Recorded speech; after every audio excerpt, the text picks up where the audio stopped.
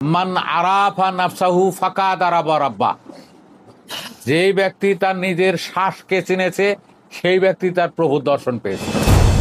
ফার্সি ইমান থাকবে। আয়না শব্দটা ফার্সি, বাংলা হলো দর্পণ, আরশি, মুকুর। বাড়ির কাছে আরশিনগর, সেটাই এক পড়শি বসত করে। আরশি হলো আয়না, ফার্সিতে আয়না। আয়নার সামনে, আরশির সামনে দাঁড়ালে, দর্পণের সামনে দাঁড়ালে যে নিজের চেহারা আমরা দেখতে পাই ঘরে এবং সেলুনে গেলে। এই আরশির সামনে দাঁড়ালে নিজকে নিজে দেখা যায়। এই জন্য এখানে বলা হয় নাই, আরবিতে বলা হয়েছে মান আরাফা নাফসাহু ফাকাদ আরাবা রাব্বা, যেই ব্যক্তি তার নিজের শ্বাসকে চিনেছে সেই ব্যক্তি তার প্রভু দর্শন পেয়েছে। এইটা ইংলিশে বলা হয়েছে নো দাইসেলফ, নিজকে চেনো। লালন সাজি বলছে যে আত্মতত্ত্ব যে জেনেছে দিব্যজ্ঞানী সে হয়েছে, কুবৃক্ষের সুফল পেয়েছে, আমার মনের ঘোর গেল না। আর কালোসা বলছে যে আগে নিজেকে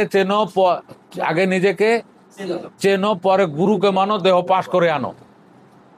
সেই বাজারের নকল গুরু চেনাই দিবে দয়া করে, দেখাই দিবে দয়া করে, নিরিখ বান্ধরে দুই নয়নে হইল না মন তাহারে, নিরিখ ভুল করিলে যাবিরে মারা, পড়বিরে ভীষণ করে। এইটা তাহলে বোঝা গেল যে নিজকে নিজে চেনার ব্যাপারে পশ্চিমা ইউরোপীয়, অ্যারাবিয়ান অ্যান্ড বাং ইন্ডিয়ান এই সকল অঞ্চলেরই জোরালো সমর্থন আছে যে তুমি নিজকে নিজে চেনো। নিজকে নিজে চিনতে গেলে কি করব? যেমন ফ্যানের যে কারিগর, যে কামাল আছে ওই জায়গায় ফুরুত ফারুত যায় আর আসে, স্থির হয় না।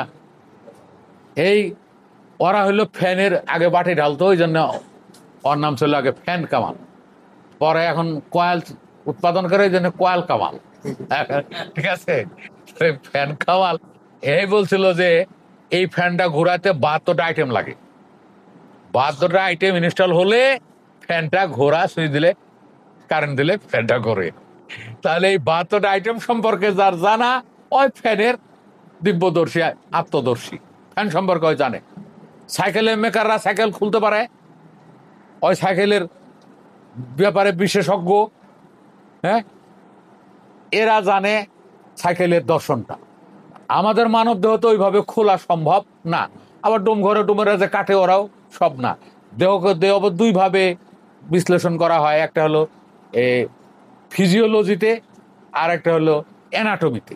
ফিজিওলজিতে আছে অ্যাকুপ্রেশার, অ্যাকুপাংচার, কবিরাজি, বোনাজি, হার্বাল, সাধনা, এগুলো হলো ফিজিওলজির একটা পার্ট। আর ফিজিওলজির আর একটা পার্ট হলো অ্যানাটমি, এলোপ্যাথি, হোমিও, কাটা, সার্জারি, তারপরে আর কি বলবো, অপারেশন, এইগুলো করা হয়ে গেল। পরীক্ষা নিরীক্ষা করেও একটা চিকিৎসা পদ্ধতি আছে, পরীক্ষা নিরীক্ষা ছাড়াও চিকিৎসা পদ্ধতি আছে, দুইটা হয়ে গেল। তা আমাদের এইটা হলো ফিজিওলজি, অ্যানাটমি না। ফিজিওলজিতে দেহ অক্ষত রাখতে হবে, কাটা যাবে না। না কেটে এই দেহের ভিতরে কি আছে সব পাট পাট করে বলতে হবে। সাইকেল না খুলেই বলতে হবে এর ভিতরে কি আছে, ফ্যানটা না খুলেই বলতে হবে এর ভিতরে কয়টা আইটেম আছে। এইটার নাম হলো ফিজিওলজি। আমরা এই মানব দেহের দিকে তাকালে, গবেষণা করলে মানব দেহে প্রথমে 4টা পার্ট পাই। মানুষের প্রথমে 4টা একেবারে বেসিক বা ফাউন্ডামেন্টাল বা মৌলিক 4টা উপাদান আছে, দেহ, আত্মা, মন, জ্ঞান। কয়টা? 4টা। দেহ, আত্মা, মন, জ্ঞান। এই 4টার উপরে সারা বিশ্বের সকল লেখালেখি। এগুলোর আবার বিভাগ, এখন দেহ, নরদেহ, নারী দেহ। এই ব্যাপারে আবার একটা মাসালায় আছে, আরবি একটা মাসালা বা আরবি একটা নিয়ম। সেই নিয়মের ভিতরে আছে দিব্যজ্ঞানের সম্যক সীমানা হলো কোনো বিষয়বস্তু চোখ দিয়ে দেখা অথবা কান দ্বারা শোনার পরেই 4টা প্রশ্ন করতে হবে: সংজ্ঞা, প্রকারভেদ, অবস্থান, উপস্থিতি এবং অর্জন বর্জনের উপায়। প্রথমেই একটা শব্দ শুনলাম, আল্লাহ। এখন 4টা প্রশ্ন করব: আল্লাহ কাকে বলে? আল্লাহ কত প্রকার, আসলে আল্লাহর অস্তিত্ব আছে কিনা, অর্জন করার যে বিষয় হলে অর্জন করবো, আর খারাপ হলে বর্জন করব। 4টে প্রশ্ন করছি। তাহলে আল্লাহর আর লুকায়নের কোনো জায়গা নেই, ওই যত গভীরেই থাকে আর বাড়ান লাগবে, ঠিক? তাহলে ইংলিশে বলে ডেফিনেশন, ক্লাসিফিকেশন, প্রেজেন্টিটি অ্যান্ড প্রেসক্রিপশন। আরবিতে বলে তারিফ, সবব, আলামত, এলাজ। বাংলায় বলে সংজ্ঞা, প্রকারভেদ, অবস্থান অবস্থিতি আর অর্জন বর্জনের উপায়। এই 4টা জিনিস প্রত্যেককে জানতে হবে। তা আমরা দেহ পাইলাম, কারণ দেহ কাকে বলে, দেহ কত প্রকার, দেহের অস্তিত্ব আছে কিনা, এটা পাওয়া ছাড়ার বিষয় কিনা, অর্জন বর্জনের। তারপরে দেহ 2 প্রকার, নারী দেহ, নরদেহ। নারী দেহ 4 প্রকার, নরদেহ 4 প্রকার। এইগুলা, সেগুলার আবার 4 ধরনের জিজ্ঞাসা। তারপরে থাকলো দেহের পরে আত্মা। আত্মা কাকে বলে, আত্মা কি, আত্মা কাকে বলে, আত্মা কত প্রকার। তো এখান থেকে যদি আমরা ধরি, নাকি আগেরটাও আলোচনা করব, দেহের আলোচনা করব না? দেহ বুঝতে পারছেন না? দেহটা কি বোঝা গেছে? দেহটা যে স্থূল দেহকেই দেহ বলে। দেহ কয় প্রকার? নরদেহ, নারী দেহ 2 প্রকার। আবার সিলভা মেথড একটা দেখলাম। সিলভা মেথড কই? সিলভা মেথড বলছে যে দেহ 5 প্রকার। কি?